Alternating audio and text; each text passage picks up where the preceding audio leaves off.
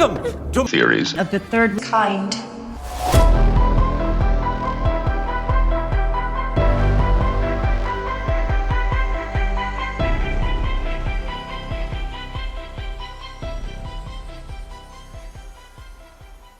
Welcome to Theories of the Third Kind. My name is Aaron. The other host that is joining me is Danielson. Hello. Now, before we start today's episode, Dan needs to tell us something. If you would like to support the show, you can do so by joining our premium subscription service, Supercast. For just $6.66 a month, you can get weekly premium audio episodes that are all ad-free and access to our entire back catalog of over 200 plus episodes that are all ad-free as well. Or if you are a big baller shot caller and you want to spend some extra dough, you can sign up for $9.99 and get access to our video tier. But if you act now and act quickly, you can go to theoriesofthethirdkind.com. You can click the Supercast button and you can get a lifetime membership. It's not required to have it for life, but you lock in the price of $6.66 a month and you get access to the video as well. But you got to act now. Otherwise, it's going to go away. The promotion lasts till the end of the year, December 31st. We extended it.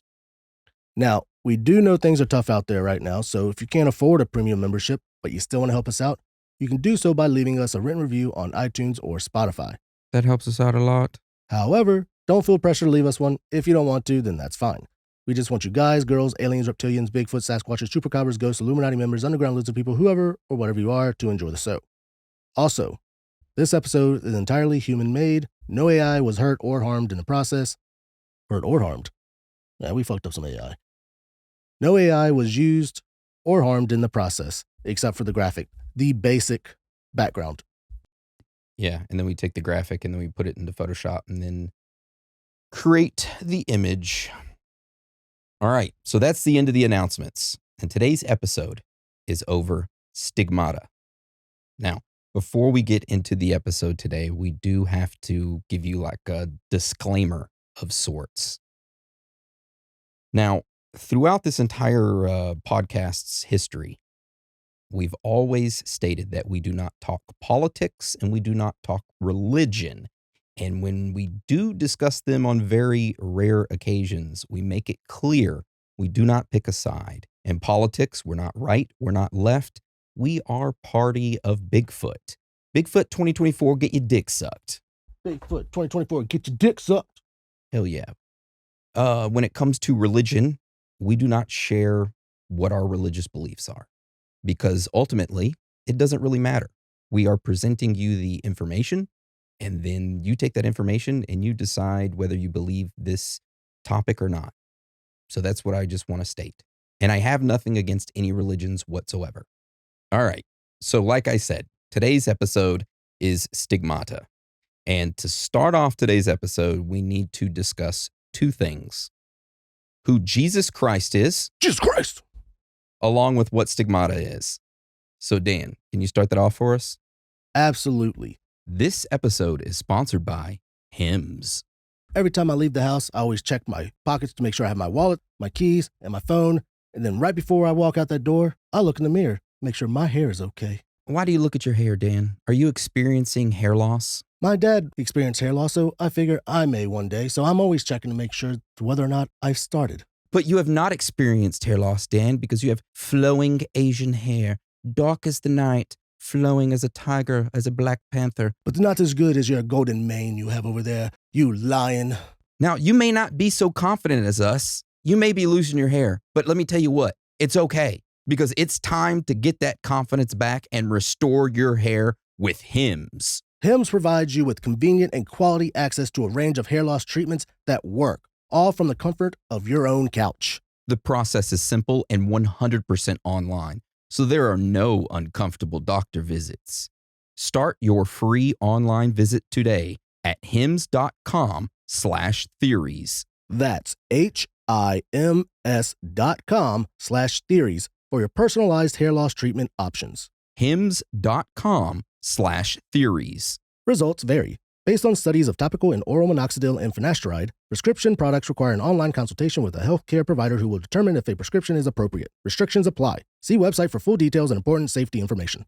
So before we start talking about stigmata, we need to first discuss an individual that, I'm sure everyone has, heard of and is aware of.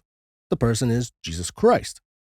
So Jesus Christ was an individual who Christians believe is the Son of God and is believed that he was born between the year 4 and 6 BC.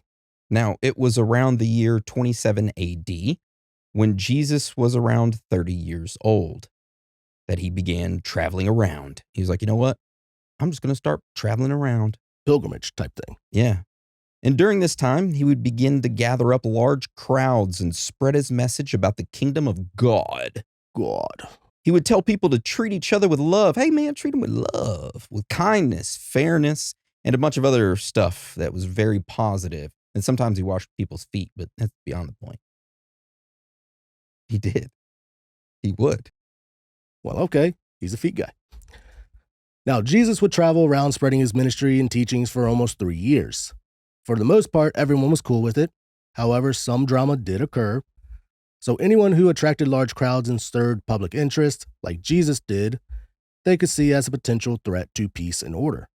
Well, the Romans at this time, they started to take notice of Jesus having all these crowds around him. They're like, what is he doing? Is he rapping? And they're like, no, he's spreading his word, the kingdom of God. Well, that's when the Romans started to worry. They figured maybe his influence is going to spark some unrest or rebellion amongst our people. Also, other religious authorities began to be like, hey, this is not cool. So they brought their concerns to the Roman governor, and they pressured him into stopping Jesus from going around spreading his beliefs. Now, even though the Roman governor at the time personally did not believe Jesus was guilty of any serious wrongdoing, he was just keeping the peace, and that was his priority. As a result, though, Jesus came to be viewed as a troublemaker, largely because his rising influence could disrupt the stability that the Romans had worked so hard to maintain in the region. Also, a little side note, but crucifixion, that was a common Roman method of execution back then for those seen as political and social threats. And if you don't know what crucifixion is, that's okay, because we have a step-by-step guide that the Romans used back in the day on how to crucify somebody. Yep, so if you find someone that is causing political or social No. cut that out. All right, so step 1 of a crucifixion: condemnation and beating. Before crucifixion, the condemned individual was usually flogged with a whip. This caused severe wounds and loss of blood, weakening the victim. Step 2, carrying the crossbeam. After the flogging, the condemned person was often carried or was forced to carry the horizontal part of the cross through the city to the execution site. This was pretty much like a form of public humiliation and deterrence. Step 3, arriving at the execution site. Once at the designated place, the upright posts would probably already be in place. The victim was then stripped of their clothing. This furthered the humiliation that the person would go through and showed them as being powerless. I would just been like, okay, cool, it's stripping me. First of all, the small weenie, hail me. So, hold on. So the crossbeam, I don't know why people would be carrying it to the execution site. If I knew I was going to get executed, I'm not carrying shit. You ain't making me do nothing. You can keep flogging me. I'm not going to carry shit. You can carry me to the execution site. I'll just fall to the ground. Like a snake. I'm a snake. Witchcraft. Additional. Burn him. You can pull me to the site. Yeah. I ain't moving. All right. So we have step 4. And this is after you get your clothes ripped off and you're standing there all hot and heavy. And you're tired because you've been carrying that cross and you're bleeding because you've been whipped. All right. On this step 4, that's when they affix the cross. Or that's when they put you up on the cross. The prisoner's arms were stretched along the crossbeam, and they were either tied or nailed through the wrists or hands. Next, the post was lifted and secured up top the upright post. Finally, the victim's feet were nailed or tied to the vertical beam. Then step 5, Positioning and display. Once the person was attached to the cross, they were left in place suspended above the ground. A sign stating their crime might be placed above their head. What was that thing that they made him wear on his Oh, head? yeah. He also had a crown of thorns on. Oh, yeah, so he's That was bleeding. before well, I think it was before he got flogged. They put it on his head. Yeah, I think they put it on his head before he got flogged, and they like made him carry the beam and flogged him. So he's bleeding from the head and all the wounds. Yeah. All right. So that right there was the crucifixion and how you do one. And it was designed to be a slow and painful death. Victims might hang for hours or even days, struggling to breathe as their body sagged and their lungs and heart were pretty much strained. Death often came from suffocation, shock, or organ failure. Suffocation. No breathing. Don't give a fuck if I'm bleeding. What band is that? Papa Roach. Yeah. Anyway. I'm not the music guy. Aaron's the music guy. I'm the anime guy. Now, sometimes soldiers would break the victim's legs to speed the process up. Then after death, the body was usually taken down, and sometimes they were given a proper burial, but not all the time. So like we mentioned, this crucifixion was deliberately brutal and public. It was to put that person to shame, show them how powerless they were for going against them. Mm-hmm. And it was intended as a strong deterrent against any behavior the Romans wanted to discourage. So if they didn't like you, that's pretty much what they did. Crucify you. And like we said, Jesus was out there causing issues for the Romans. So Jesus was ordered by the Romans to be executed by crucifixion. Of course, like we mentioned earlier, in the process of it, Jesus was nailed to the cross. The nails went through his hands, feet, and they placed a crown made of thorns on top of his head, which pretty much cut into his skin as they pushed it down. Mm. They also stabbed him in the side, by the way, but that was later on. But the spear. Yeah. The spear of destiny. Mm. Okay, so that is what we first needed to discuss. What happened to Jesus and the whole crucifixion. Now let's get into what stigmata is. So stigmata is the term used to describe mysterious marks or wounds that appear on a person's body. These marks and wounds are not your typical like scrapes or bruises. These appear to highly resemble the injuries that Jesus Christ was described as having during his crucifixion, such as holes in the hands, feet, or side, or cuts on the head where the crown of thorns was placed. Now, throughout history, many individuals have randomly experienced these mysterious wounds or marks on their body, and they often believe that they were a miraculous sign or a deep spiritual connection to Jesus Christ's suffering. Now, scientists and doctors have struggled to find a clear medical explanation for these occurrences. However, before we jump into the theories about, what it could be, let's first talk about the history of stigmata along with some examples. All right, so the very first documented case of stigmata occurred way back in the year 1224 to St. Francis of Assisi. Now, St. Francis was born in the late 12th century in Italy. His father was a wealthy cloth merchant, so his family always had money and he never went without. Early on in his life, Francis wasn't exactly saint material. He was more into like having fun, partying, hanging out with his friends, 2 girls at the same time, dreaming about becoming a knight. Then, whenever Francis was in his early 20s, his hometown of Assisi, they went to war with their neighboring city-state, Perugia. In those days, Italy wasn't a one unified country. It was made up of many small, often city-states. So that's pretty much why they were going to war. Like, fuck you, this is our land. Like, no, bitch, it's our land. It's Perugia. It's Perugia, represent. All right, so Francis's hometown is at war, and he decides that now is the perfect time for his attempt to become a knight. So he decides to join a military campaign against Perugia. However, during a battle, Francis ends up getting captured by the Perugian forces. He spends the next year as a prisoner of war, stuck in a dungeon waiting for his family to pay his ransom. All right, so during this time, he also becomes very sick, and he begins to think about his life and starts feeling guilty and uneasy with his old lifestyle. Maybe I shouldn't have partied so much. Maybe I shouldn't have gotten with 2 girls at the same time. Maybe I shouldn't have seen that lady boy. That's what he started thinking. Also, during this time, Francis had a few intense spiritual experiences. For example, he heard a voice at a ruined church of San Damiano that told him, hey, rebuild my church. He's like, what was that? Do you hear that? Build it, they will come. Yeah.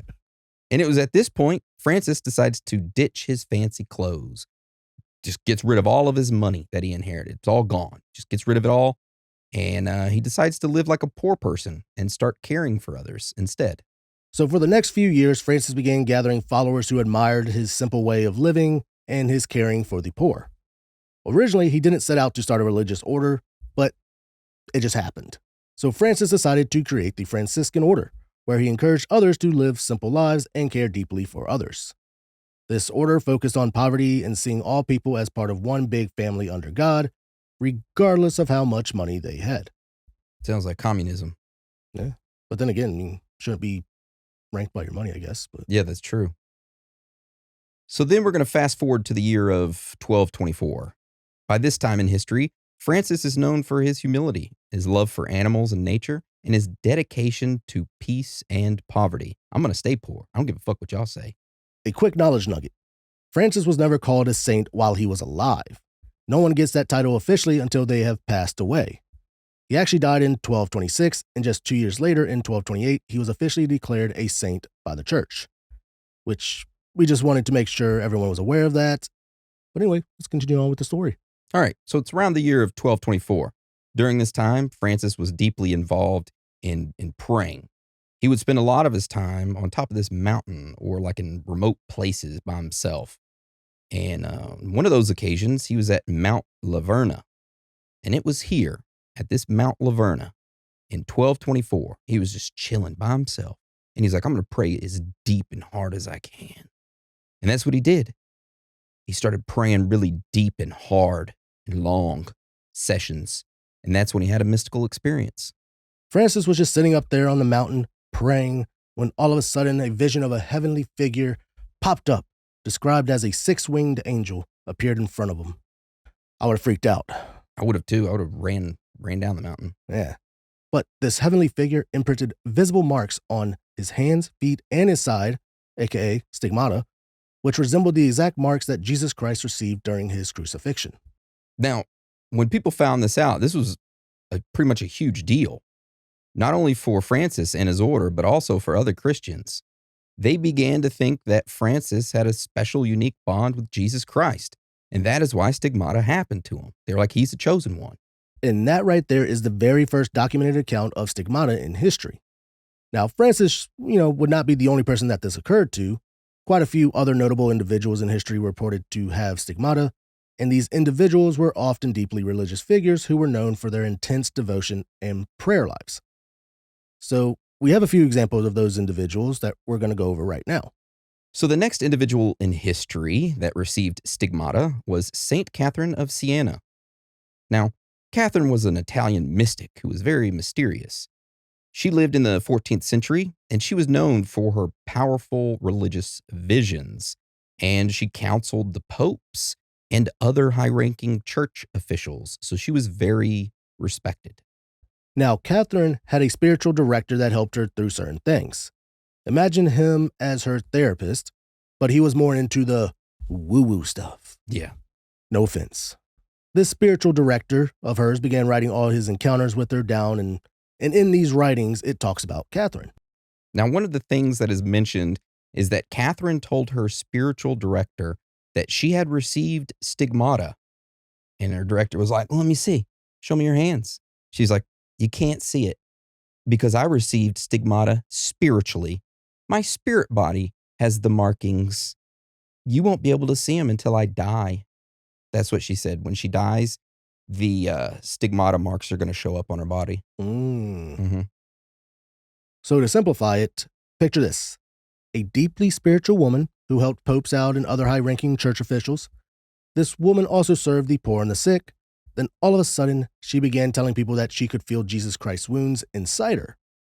Then she ended up passing away in 1380, and it was reported by multiple individuals that the marks of stigmata appeared on her body shortly after her death.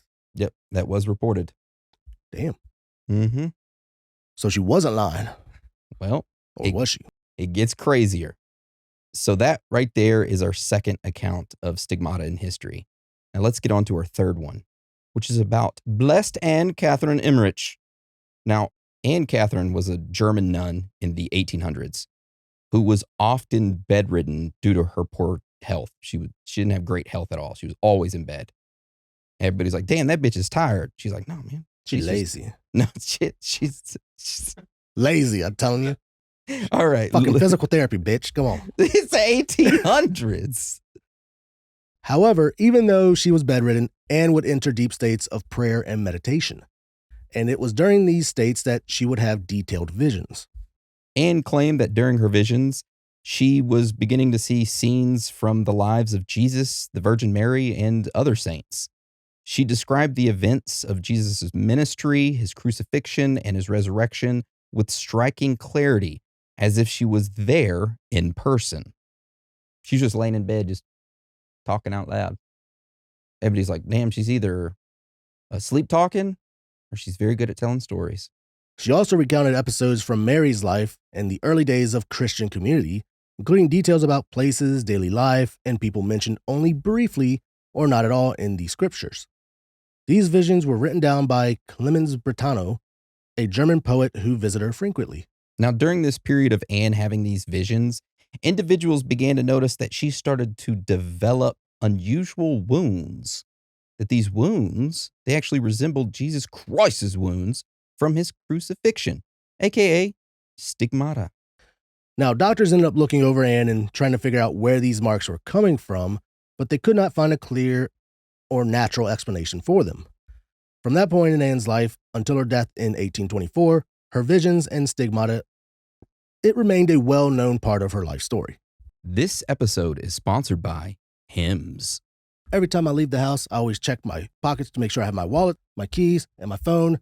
And then right before I walk out that door, I look in the mirror, make sure my hair is okay. Why do you look at your hair, Dan? Are you experiencing hair loss? My dad experienced hair loss, so I figure I may one day. So I'm always checking to make sure whether or not I've started. But you have not experienced hair loss, Dan, because you have flowing Asian hair, dark as the night, flowing as a tiger, as a black panther. But not as good as your golden mane you have over there, you lion. Now, you may not be so confident as us. You may be losing your hair, but let me tell you what, it's okay, because it's time to get that confidence back and restore your hair with Hymns. Hymns provides you with convenient and quality access to a range of hair loss treatments that work, all from the comfort of your own couch. The process is simple and 100% online, so there are no uncomfortable doctor visits. Start your free online visit today at hims.com/theories. That's HIMS.com/theories for your personalized hair loss treatment options. hims.com/theories. Results vary. Based on studies of topical and oral minoxidil and finasteride, prescription products require an online consultation with a healthcare provider who will determine if a prescription is appropriate. Restrictions apply. See website for full details and important safety information. All right, so let's talk about this next person that we have in history, Therese Neumann. Now, Therese was a German Catholic mystic in the early 20th century who had a pretty normal childhood. However, in her early teenage years, she started to suffer from a series of health problems. For example, around the year 1918, Therese injured her spine in an accident while helping out put out a fire on her family's farm. And this injury led to partial paralysis. Her family's farm caught on fire, and her dad was like, "Hey, Therese, go get a bucket of water." So she ran over with the bucket and went to the well, and the well, got it, and then she was running back with it, slipped, boom, smoked her back. Like, "I can't move my legs." Her dad's like, "Get the fuck up." She's like, "I can't move my legs." Figured she was trying to get the water. She lifted up the pail. Improper lifting technique. Got a slip disc. Mm-hmm. But yeah, her hurting her back, she spent a lot of time bedridden and was in a great deal of pain. Over time, she also developed severe eye troubles, eventually losing her sight for a period. Doctors could not find any lasting solutions to help with her conditions, and Therese struggled for years, confined to a bed and unable to see. Then, in the mid-1920s, Therese reported experiencing what she considered miraculous healings. She claimed that through prayer and spiritual help, her vision returned, her paralysis disappeared, and she recovered from many of her ailments. These sudden recoveries baffled doctors. Then something even stranger started to happen. On special religious days, especially those connected with the events of Jesus' suffering, like Good Friday. What's Good Friday? Oh, If it's his suffering, why do they call it Good Friday? that's what I was wondering. I was like, good riddance, suffer, bitch. Oh my God. No filter today. Like Good Friday, Therese would suddenly show marks and wounds that looked like they came straight from Christ's crucifixion. During these religious feasts, she wouldn't just have faint bruises. We're talking about real bleeding from her eyes and other marks that seemed to match the wounds of Jesus Christ. So, like her hands, probably maybe her forehead. Mm-hmm. It all appeared suddenly as she prayed and focused intensely on the stories of Christ's passion. And people from all over ended up coming just so they can, see her. This included religious leaders, curious onlookers, and even medical experts. They all want to know if this shit was real. While some believed it was a miracle, others searched for a natural explanation. Either way, it was during these holy days that her strange, unexplained stigmata would make themselves known, and then, as the feast passed, they would often fade away or become less active. And we do have 2 photographs of her whenever she started bleeding. That That don't look very sanitary. No. Mm-mm. That's unique. Aliens. Jesus. All right. So our next example of stigmata is from an individual named Padre Pio. It's probably the most famous stigmata story. So to start this story off, I want you all to imagine a young guy named Francisco Forzioni. He was growing up in a small town in southern Italy in the late 1800s. Now, Francesco, whatever his name was, wasn't from a wealthy family, but they were not really poor. They were humble individuals who worked very hard. Now, at a young age, Francesco was drawn to the church and praying. Eventually, he joined the Capuchin friars. Now, the Capuchin friars are basically Catholic monks who belonged to a group that was a branch off of the original Franciscan order. This goes all the way back to the beginning. Damn. The Capuchin friars followed the teachings of Saint Francis of Assisi, which we talked about earlier. Now, the friars are known for wearing simple brown robes with a hood, growing out their beards, living in small, humble communities, and which they pretty much just pray, work, and serve others. They'd say it's our pleasure. They're kind of like the Chick-fil-A workers of the area. Sundays they head off. Not really. For praying. Yeah. All right. So that is what the Capuchin friars are, and when Francesco joined them, he took the name of Padre Pio and became a priest in the early 1900s. Padre became known as a gentle, deeply spiritual man who spent a lot of time in prayer, confession, and helping people find peace in their lives. Now, we're going to fast forward to 1918, but I do want to make a note that in 1910, he did sort of have like stigmata happen to him, but it went away like very quickly. So he was kind of like, wait, what? Where'd it go? I got the power. Never mind. Yeah. So we fast forward from 1910 to 1918. And during this period, World War I was ending and people were all fucked up pretty much mentally and physically from, the loss of life and the war. And during this tense period, Padre went into a deeper prayer. And during it, he had a profound spiritual experience where he had a vision of Jesus. Now, after this experience, Padre noticed something shocking. He had open wounds on his hands, feet, and side, similar to the wounds of Jesus Christ when he was crucified. Now, these wounds were not just scratches. They were real sores that bled, wouldn't heal normally, and caused him a great deal of pain. Word of this ended up going viral at the time, and this humble friar was suddenly famous. Everybody's like, damn, we got to go see him. Individuals began calling the wounds stigmata, a sign that he shared in Jesus Christ's suffering. Doctors came from all over and began to examine him, but none could explain how these wounds came about or why they wouldn't go away. They're like, damn. He's something special. Mm-hmm. So for the next 50 years, until just before he died in 1968, Padre lived with these mysterious injuries. And also, thousands of pilgrims ended up visiting his monastery. He became something like a living legend. a monk who quietly served his community while visibly displaying what many considered a miraculous sign. People would stand in line for hours just to see him, say mass or get a blessing, curious and awed by a humble friar who had these unexplainable marks of Jesus's wounds. There are numerous eyewitness accounts, medical examinations, and church investigations into his wounds. His wounds never got infected, and they didn't heal until the pretty much end of his life or near the end of his life, where they just faded away, just as, mysteriously as they had appeared. And we do have a couple photographs of him. You see the wounds on him in the first one where he's younger, and then you see the second one where he's older. The first picture is like he's just very unamused with this all. Yeah, there's a movie released here recently about him where Shia LaBeouf played him. Say Christ is Lord. Just do it. Say Christ is Lord. Do it. Just do it. You remember that? Have you seen that? Were you screaming that? No? Okay. So that right there is our last example of stigmata.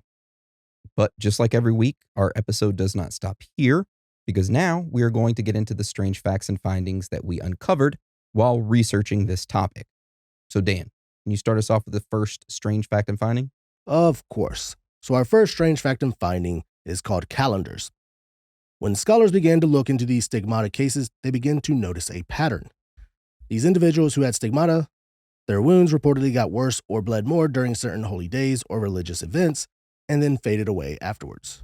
You're going to start to notice that there's like a trend in like stuff happening during certain times, which makes you be like, yeah. All right. So our next strange fact and finding is called distribution. So stigmata is considered to be extremely rare. Like if you get it, you've won the lottery a billion times probably. Now, when looking over the statistics of the reported cases, a significant amount of the documented cases that have occurred have been women rather than men. About 80% of the cases are women, and no one has a solid answer as to why this might be.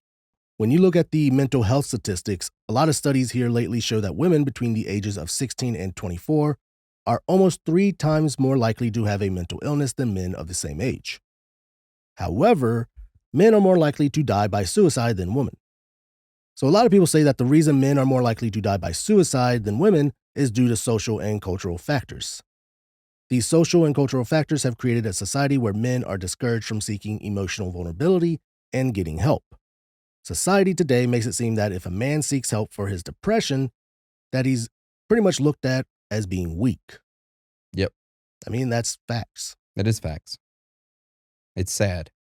It is. If you or a loved one are feeling down or depressed, go talk to somebody. Seek professional help or talk to somebody and say you need help. You got that one friend, just look at him and just be like, how are you doing? Like, how are you? Are you okay? Genuinely ask, how are you? Are you okay? Are you all right? All right, so let's get on to our next strange fact and finding, which is about the mixed reactions. So throughout history, there have been mixed reactions to individuals who have received stigmata. Some of these individuals are revered as living saints. They're like, hell yeah, we like this person. While others claim that, hey, no, we don't like this person. They are frauds or they're victims of mental illness. Some of these people have even undergone strict church investigations, medical exams, and even were pretty much accused of self-harm. They're like, you did that to yourself. The results vary based on the case. However, what is guaranteed is that in every stigmata case is that once a person is to have claimed for that to have occurred to them, that controversy follows. It's guaranteed. Oh, yeah. So publicity is almost a guarantee. Now, Blood. blood. What if I did have blood in my hand? Oh, gosh. Jesus Christ. You think you're Jesus or something? Oh, my God. All right, so our next strange fact and finding is called real first account. So as we were looking into the history of stigmata, we learned that almost every single scholar cites St. Francis of Assisi as the first documented case of stigmata. However, some individuals claim that is wrong and that the first recorded case was actually St. Ansbert in 695 AD. So after St. Ansbert's death, witnesses claim the following. When they opened his tomb and they thought his body would stink because of the amount of time that had elapsed since it had been buried, such a sweet, fragrant odor, like a diversity of flowers, flowed forth, and the whole church was filled with little drops of sniffers of flowers. And when the brothers who had come to see him from the neighboring province removed the clothes in which he had been buried in because they wanted to change them and see what was going on and wishing to dress him in new clothes, they found that his forearms had a sign of the cross bearing the likeness of a red color. It was evident to all the faithful that this was given to be understood that while he lived, he bore the arms of Jesus Christ in his heart. Therefore, Christ's stigmata was revealed on the body of a dead man. End quote. Which, forearms, kind of off a little bit, dude. A little off. What if, hear me out on this, when his brothers had come from the neighboring province to change his clothes, they're the ones that did it.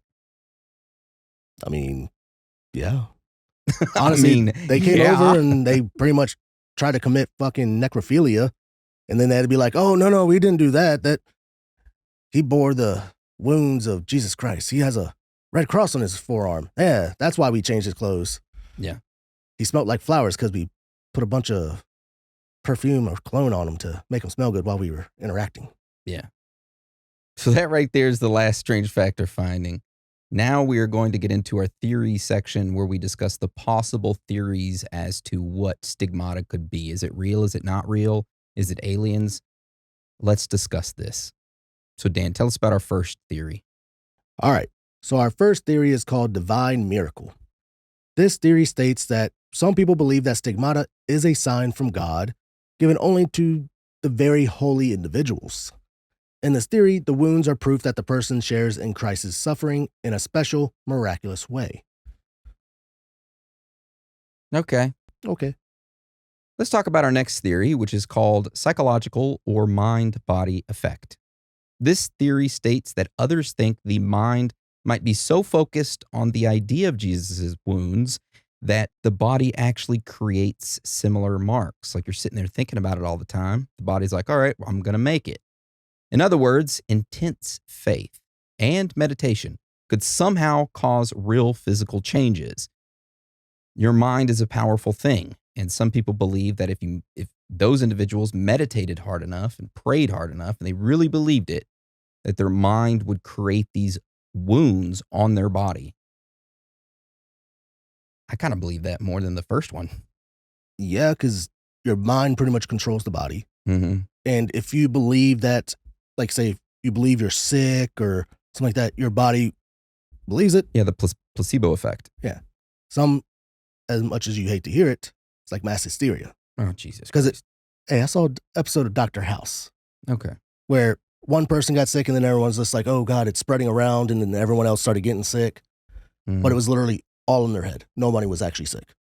Okay. So it's like they all started getting like rashes. It's like, oh, I got a rash here. And there's like, well, guess what? That medical condition doesn't have a rash. You just think you have it. Mm. So Okay. the mind is a powerful thing.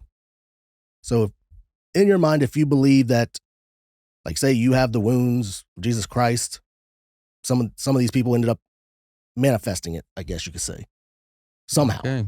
Which could be not. Mm-hmm. All right. Tell us about this next theory, Dan. All right. So our next theory is called self-inflicted or unintentional. Some believe that these individuals might be unknowingly scratching or hurting themselves while in a trance-like state, or they might even do it on purpose to appear special.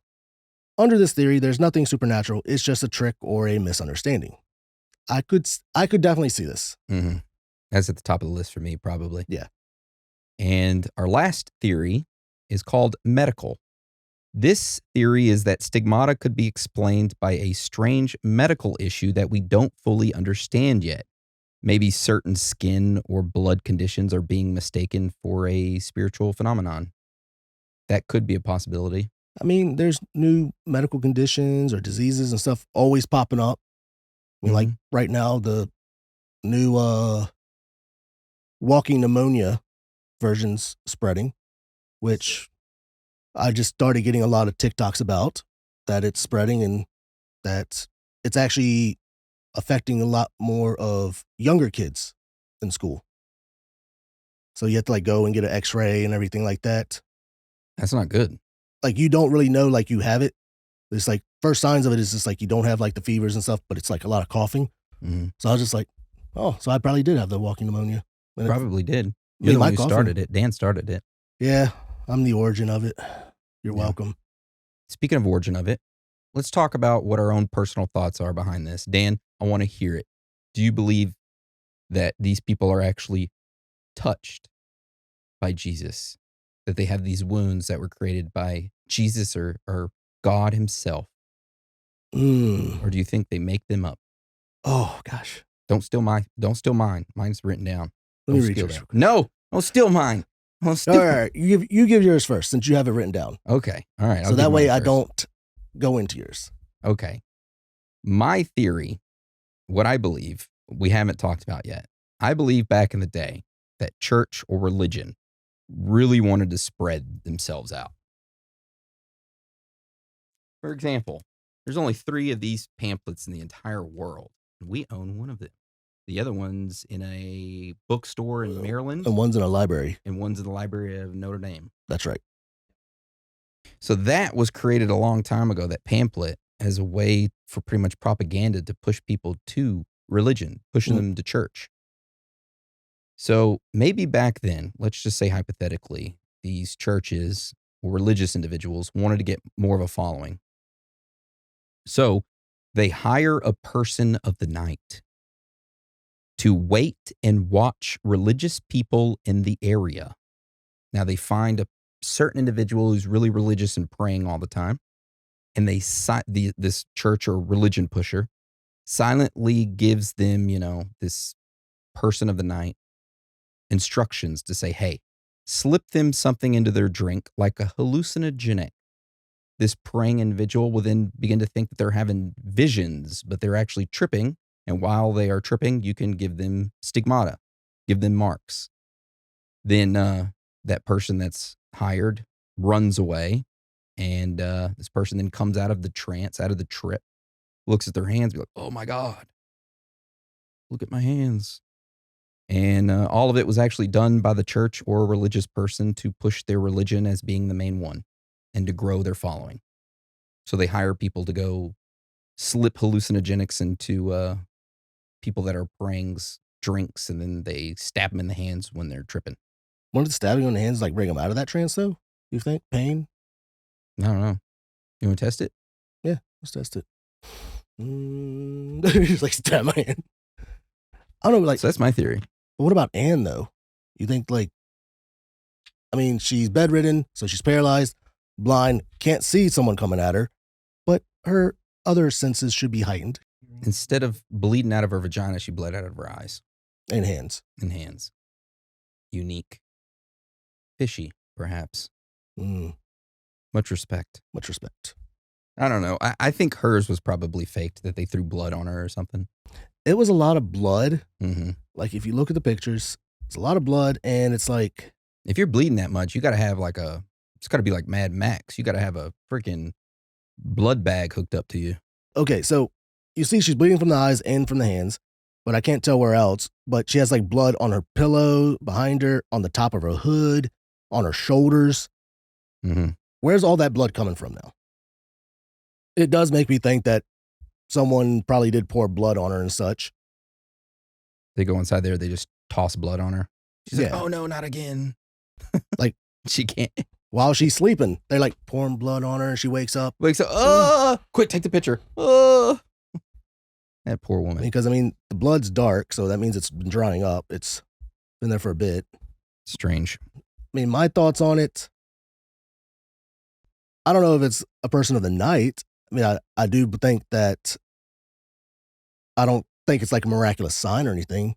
I think people want to believe in something, and a lot of people like myself have to see things in order to believe it. Like, I want to believe in aliens. I need to see an alien. Well, let's say if you go there, right? You go there and you see he has marks in his hands, or she has marks in her hands. Most likely a she has marks in her hands. Am I going to believe it? Yeah. Are you going to believe it? Well, I would have to see the marks form. Yeah, I would in have front to. of my eyes. I mean, I'm more logical, so I would like, when did you get them? How did it happen? What were you doing? Who was around? I'd probably be asking so many questions. They'd probably be like, get the hell out. Yeah, but you couldn't just take their eyewitness account into consideration because they're biased, and you couldn't take anyone else's, because if you ask anyone else that was probably with her or him, they're going to be religious as well, and they're going to back up them rather than state the truth. Yeah. So the only 100% clarification would to see them be formed or see her stab herself.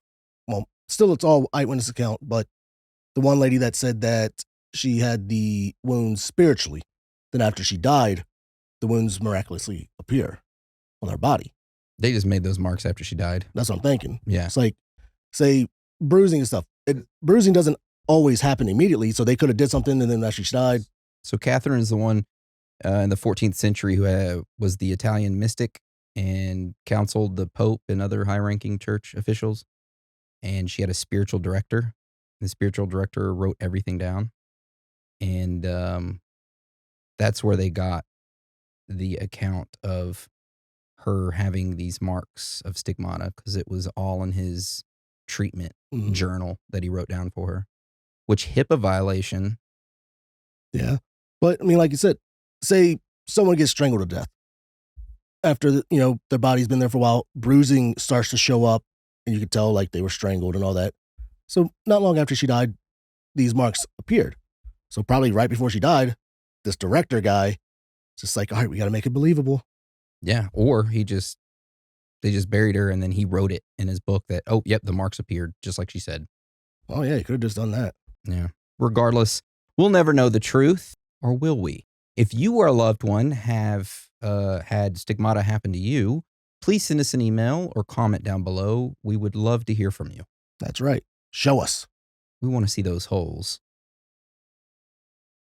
Well, with that being said, I want to thank you for joining us today. And again, thank you for your support and your love. Make sure you all have a great Christmas next week.